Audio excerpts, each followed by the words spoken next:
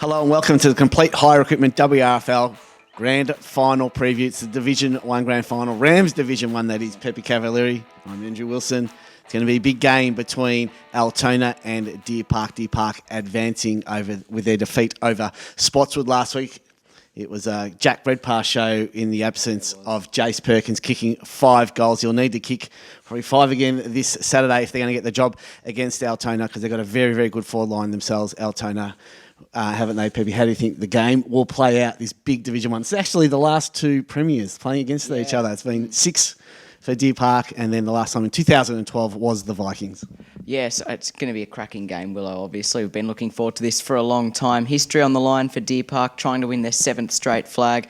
Don't know how many times we have to say it, but no other team in metropolitan football in Melbourne has done that. Obviously, Old Zaverians and the VAFA have won 6 in a row as well. So for the Western Region Football League, not just Deer Park, it'd be nice to have a piece of history. But it'd be nice to have a new premier as well, because Altona will be hoping to bookend Deer Park's 6 grand final victories with 2 of their own, their last coming back in 2012. So to win one this year would be outstanding. They finished on top of the ladder for a reason. They beat Deer Park twice during the regular season and in the semi-final a couple of weeks ago for a reason. So it's really all on Deer Park to do something a little bit differently to make things happen. In that game a few weeks ago, they had more inside 50s. Willow, I think it was about 54 to 38 or something. It was just their efficiency was no good at all. Jack Redpath was a non-factor. And these small forwards didn't really make much of an impact, and the small defenders, like I suppose conversely for the Vikings, were really, really good and controlled the tempo of the game.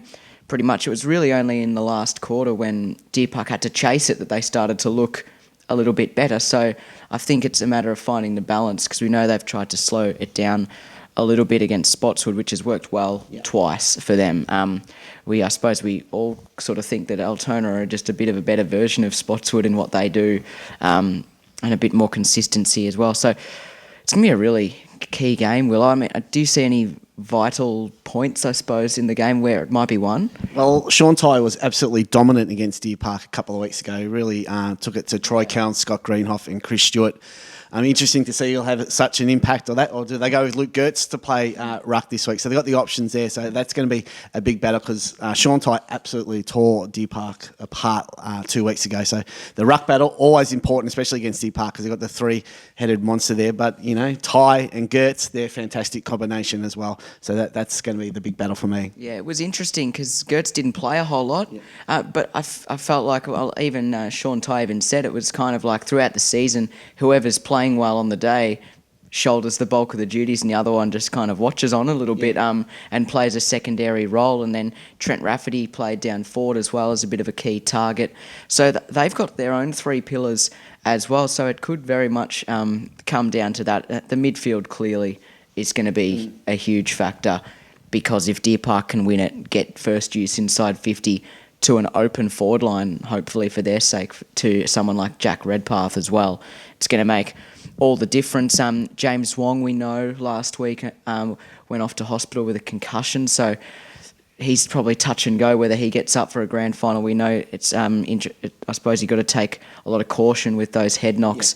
So I wonder whether they'll risk him or whether he'll be fit to play.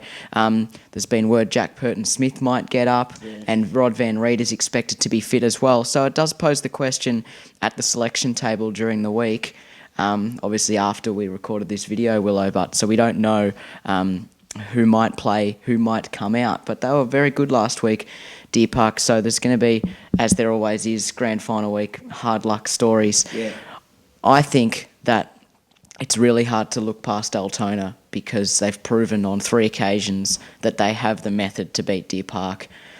And maybe time for a change of scenery, but I don't think it's going to be a blowout in any way, shape or form. I think it's going to be a really, really good game of football. I'm tipping the Vikings just I'm just hoping for a good end of the season. I'm going to go with the Lions. I've said it many times on this video. Don't tip against Deer Park, so I'm not going to tip against them in a grand final. They got all the experience, and I think they should be able to get the job done over Altona. So you can listen to the broadcast from 1:30 on 88.9 Win FM. So tune in then for the game. This has been the Rams Division 1 Grand Final Preview, brought to you by Complete Hire Equipment. Good luck to the Vikings and the Lions this weekend.